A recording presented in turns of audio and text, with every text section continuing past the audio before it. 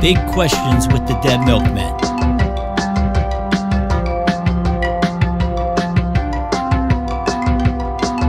Okay, hey, greetings, Gherkins.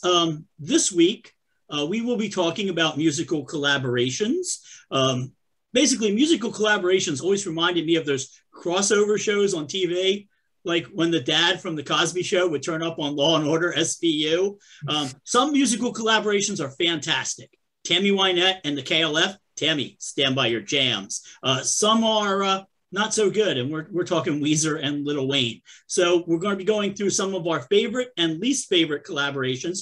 And just so you folks know, tonight's contestants have a rule put on them, which is that you cannot list Under Pressure by David Bowie and Queen as your favorite collaboration, and you cannot list Lulu from Metallica and Lou Reed as your least favorite, because those are the most basic answers possible. It's like, name a rock band, the Beatles. Yeah, good for you, Mr. Imagination. Once we get through, if there's time, we're going to go back through again and do a lightning round where everybody will just quickly say what their dream collaboration would be. So they would go like Boxcar Willie and Cher, which would be Cher Willie.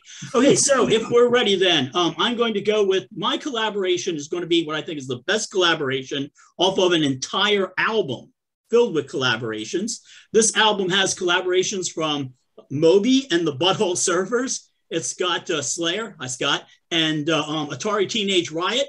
It's got the Sneaker Pimps and that other guy who ended up on Law and Order SVU, if you know what I'm talking about. I'm, of course, talking about Spawn, the album from 1997. And just as a matter of fact, I never saw Spawn the movie, and there are two reasons for that, and those reasons are John Leguizamo. I have no desire to see the movie, but the album is freaking fantastic. It is incredible. And my favorite song off of it, which we're finally getting to, is the song Satan by Orbital and Kirk Hammett, which is weird because Kirk Hammett was on Lulu, the album we're not allowed to talk about.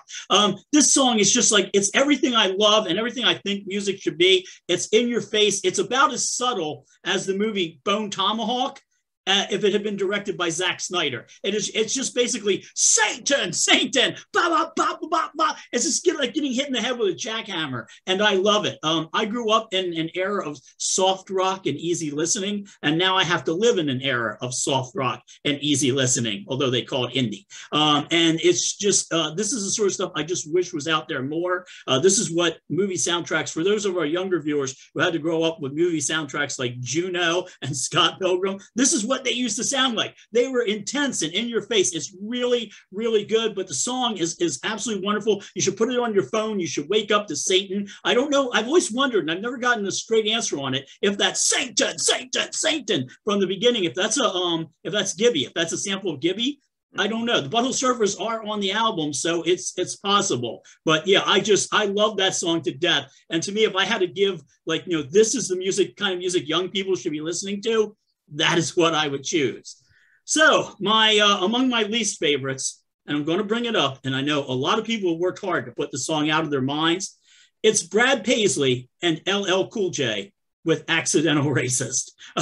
This is a song that is so bad that like people forced it. And it's weird because everybody made fun of it when it came out, which they should have. It's absolutely terrible. Of course, it contains the line, if you look past my gold chains, I'll look past the iron ones. Like, I could spend 20 minutes ripping it down. In fact, there's probably somebody right now standing in front of a brick wall at Chuckles Comedy Club, still ripping into it.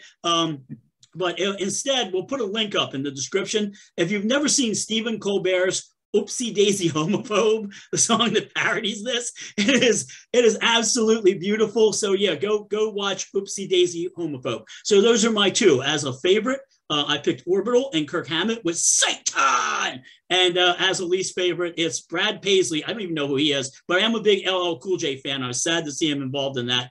And it's Accidental Racist. I believe Mr. Brad is a country music guy.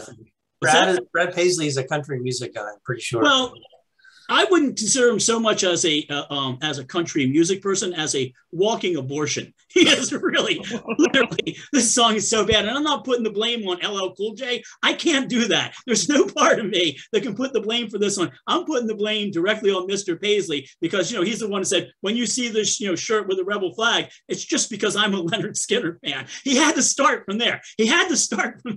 I wonder how many rappers turned down, Lil Wayne was probably, oh, hell, I'll go work with Weezer before I work for this guy. So yeah, it's, if a lot of people, everybody's like, and I'm thinking, you've heard the song, and then they start to remember, and they all make the same face. Vienna made this face, I'm like, yes, it's so bad. So go see the Colbert. Colbert they made fun of it on Saturday Night Live. Everybody made fun of it. But Colbert, I think, did the best job on it. Oopsie daisy homophobe. So, all right. And I think we now, unless anybody has questions, we'll move to Joe. I don't have any questions. No, but then you have to do your thing where you say, I think you're next, right? Yeah, I'm next. Yeah. It was a tough one for me to choose a favorite because there are so many great collaborations. Elton John and Kiki D being one of them with Don't Go Breaking My Heart. But that's not the one. Nirvana and the Kirkwood brothers, the guys from the Meat Puppets on the MTV Unplugged thing that Nirvana did. They did Plateau and Lake of Fire. Very good collaborations there. I guess it's kind of like Nirvana and the Meat Puppets. Jello, Biafra and Mojo Nixon did a whole album together, which was interesting to say the least, called Prairie Home Invasion, 1994. And one of my very favorites was when Gene and Dean Ween of the band Ween and Claude Coleman also got together with 4 of the Boredoms to do an album called Z-Rock Hawaii. Z-Rock Hawaii, thank you. That was my pick. Oh, well, those are all my runners up. And that's an amazing album. My very favorite though is one that wasn't released until 2004, but was recorded all the way back in 1994. And it's Bob Dylan live with Joan Baez singing "Mama, You've Been on My Mind." And it's from the Bootleg Series Volume 6 Bob Dylan Live 1964 concert at Philharmonic Hall. And Bob, their voices blend in a weird and wonderful way because Joan Baez has this operatic, beautiful, pristine voice, and Bob Dylan, of course, he has a voice most people wouldn't call beautiful, but it's unique, and I think it's awesome. And he wrote the song, he sings "Mama," and she keeps singing "Daddy." So at the same time, and it's an interesting juxtaposition, but it works really well. Yeah, you have to hear it to know why. I think it's very charming. So that's my favorite.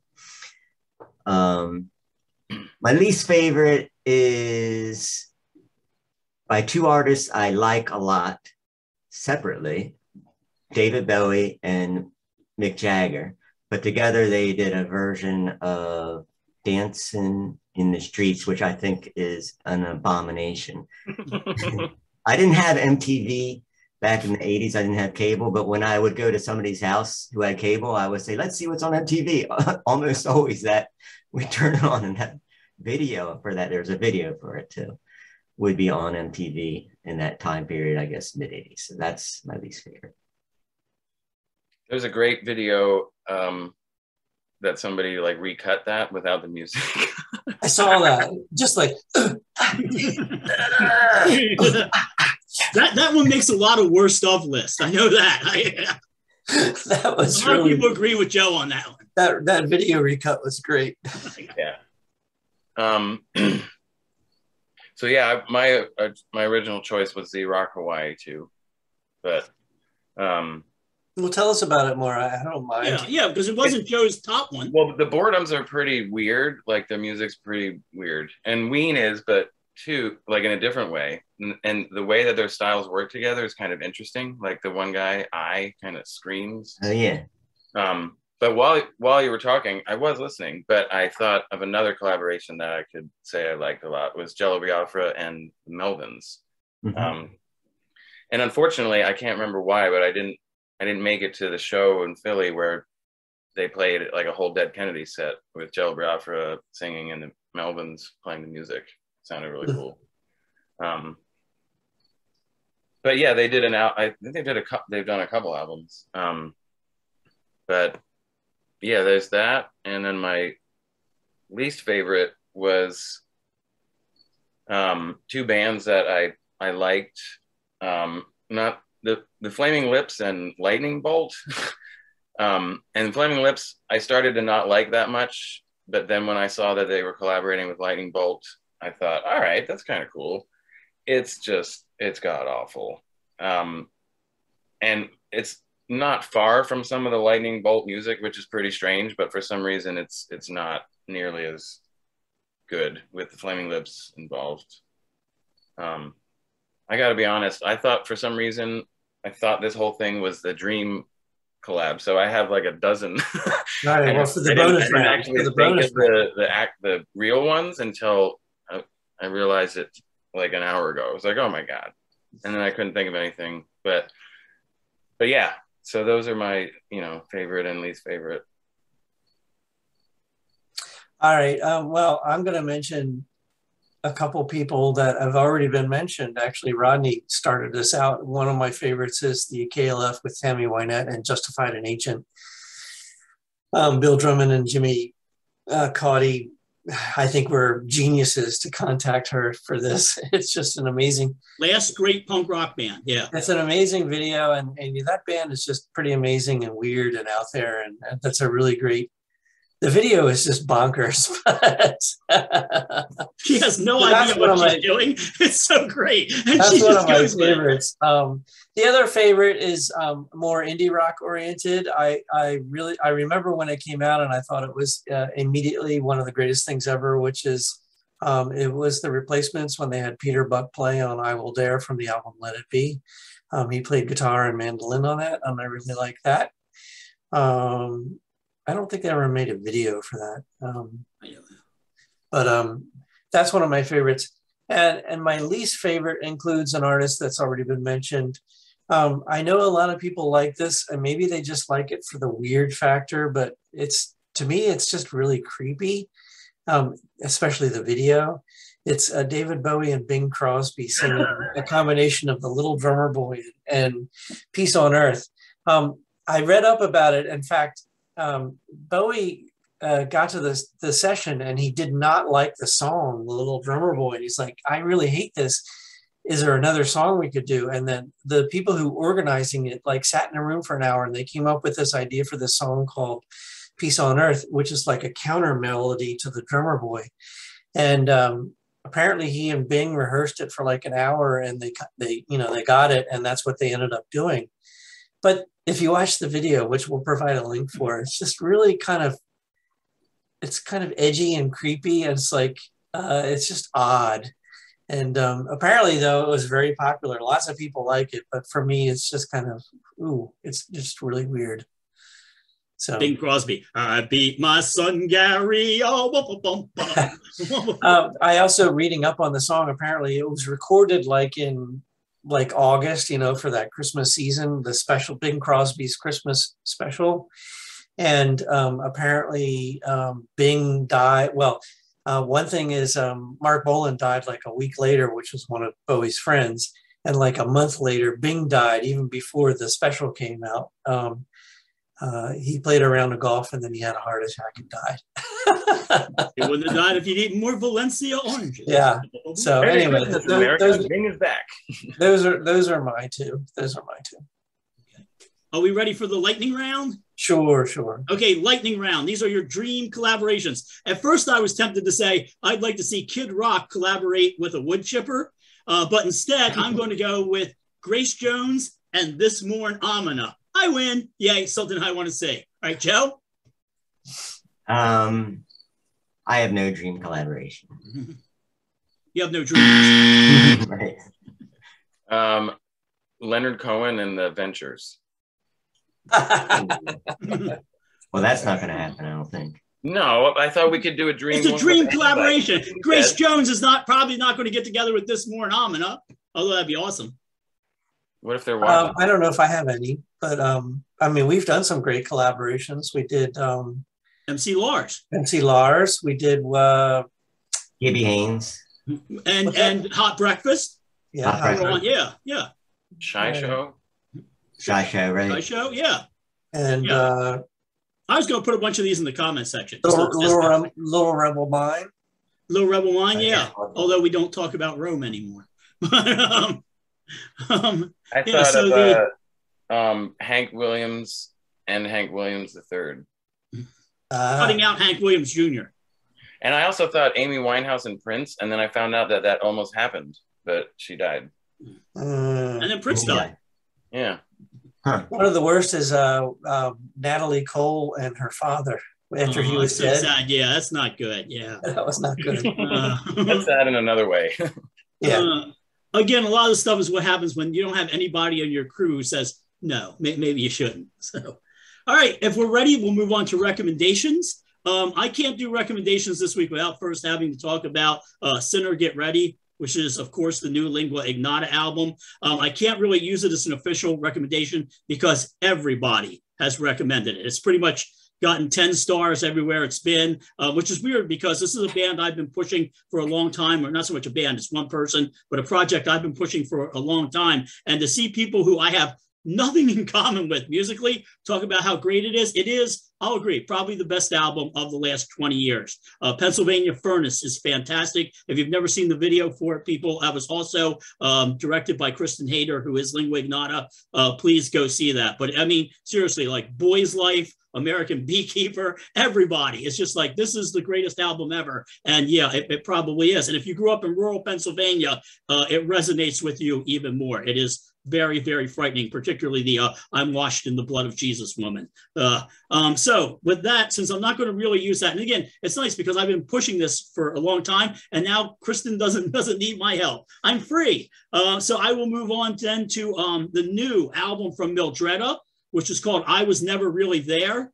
Please go check this out, particularly the song Blame It on the Moon. I've been walking around the house for weeks going, blame it on the moon, blame it on the stars. This is another, maybe it'll be like Lingua Ignota, another act I've been out there pushing for a while. Started pushing them a couple months ago when I first heard some of their new stuff, and really, really good. So that's for your ears this week. For your eyes this week, it is a film that is called Censor, and it's brand new, 2021.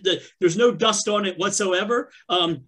Back in 1979, 1980, while the Scottish, the Irish, and the Welsh were all living happy, carefree lives, the British got their scratchy undergarments all twisted up over video nasties. And it did give us one of the best episodes of The Young Ones ever with, do we have a video? Yes, we have a video. But they were getting upset. They had a list of like, I think like, a list of like 10 video nasties that were banned in the country. These were slasher films, basically, and horror films. This is about a woman who has to censor those movies. And when she's censoring them, she begins to see little bits of her past in the movie.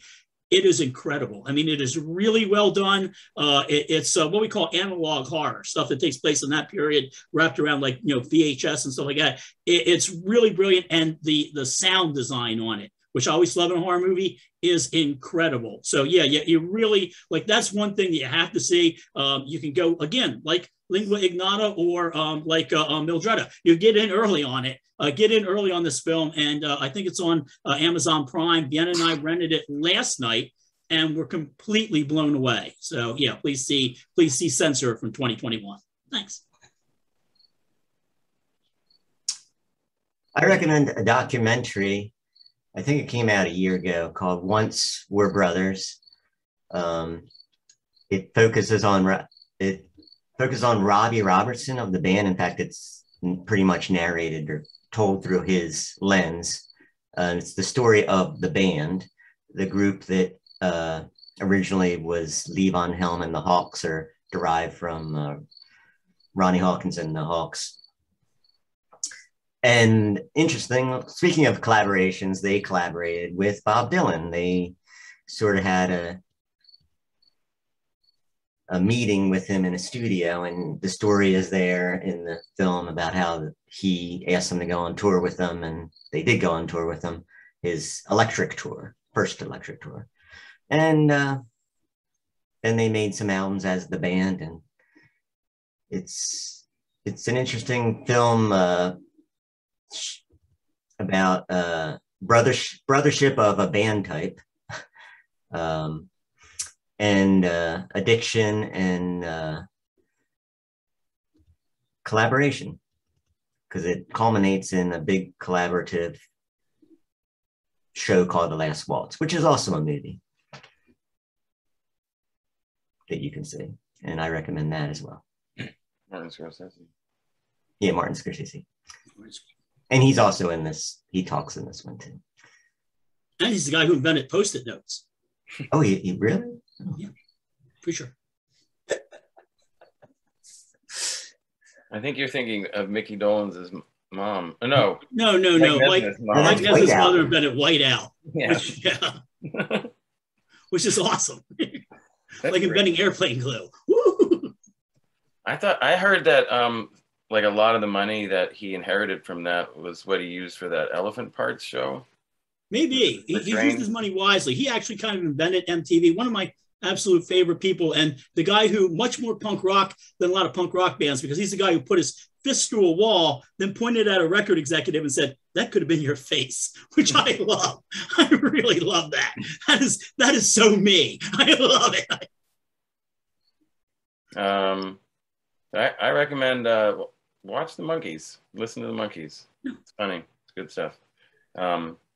And I'll recommend a collaboration I did with, or MC Breath and I did together a few years, oh my gosh, like 6 or 7 years ago, I guess, called Baby Breath.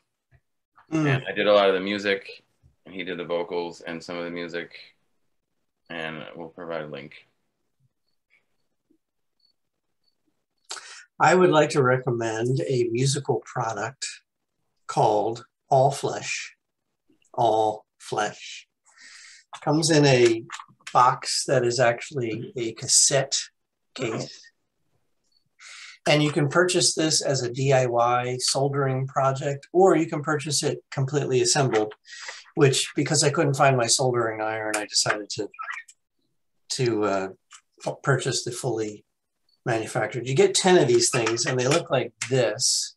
I don't know if you can see that. It's a little, it's a gold-plated sensor pad with a 1/8" jack wire to it. So if you're into semi-modular or modular synths, what this does is you plug 2 of these into 2 jacks, and you use your hands and your body as a connector. So you can provide temporary connections, and for live performance, that's a really good thing. So you can provide variations. So I recommend All Flesh. It's from a company called Landscape FM, which is probably just a guy in his studio in Brooklyn, New York, but I highly recommend it. He makes some other really, really cool products, which you can find out on the website. One of which is like a hand-controlled a cassette. You put a cassette in and you can like speed and slow down the cassette, and you can run it out, and it's really cool. Anyway, that's my recommendation. Just weird. Do they look like cufflinks? They do look like cufflinks. They look exactly like cufflinks. Yes, yeah, I have a lot of cufflinks, folks. They don't fold over like cufflinks, though. No, they should. I'm gonna get a pair of those. Yes. Cufflinks. Okay. I think we have reached. Unless anybody has anything that they would like to add, I think. Well, actually. Yeah. Point that out to us, please. Look. No, I don't want to get rid of this. This is going to. We'll talk about maybe later on. It's like this is going to a new home, and I'm like Gollum with the one ring. Like, it's my precious. I don't want to get rid of it. I've so loved having the model back in my home. And I'm just like, every day I wake up, I keep it like within sight. And I'm just like, oh my God. So folks, this is the actual model that was the cover of Metaphysical. I was considering making one of these and making it nice and saying it got gentrified. But yeah, that is, it's just so, it's like seeing an old friend. It is really good to see it again. We couldn't really do the back cover because the someone's son when he was young appropriated the little yellow wrecking ball thing from the back cover model, but we do have the front cover. So it's going to it'll be going to a farm upstate where it can romp and play with other album covers. Yeah, it can go with the naked baby chasing the dollar. Am I the only one rooting for that guy, the guy suing Nirvana? Because that album cover is so dumb that like 14-year-olds thought it was clever. That's really clever. It's a baby chasing after a dollar. We should be able to sue him on those grounds. I should be able to sue Nirvana for every like 14-year-old I had to talk to. No, it's a baby chasing after a dollar. It makes a real statement there. My God, that baby's like 30. That's an old baby. I mean, there was a guy who used to be on the scene like that. There was like a 30-year-old baby. He'd wear a diaper and a hat and stuff. That's the guy that Darren from Hoppy the Frog said to him, he goes, "You're just a big baby." And the guy goes, he ran out of the room. Okay, anyway. R.I.P. Lee Scratch Perry. You will be missed. I lost my glasses the other day. And then the next day, I found a pristine pair of glasses on the sidewalk.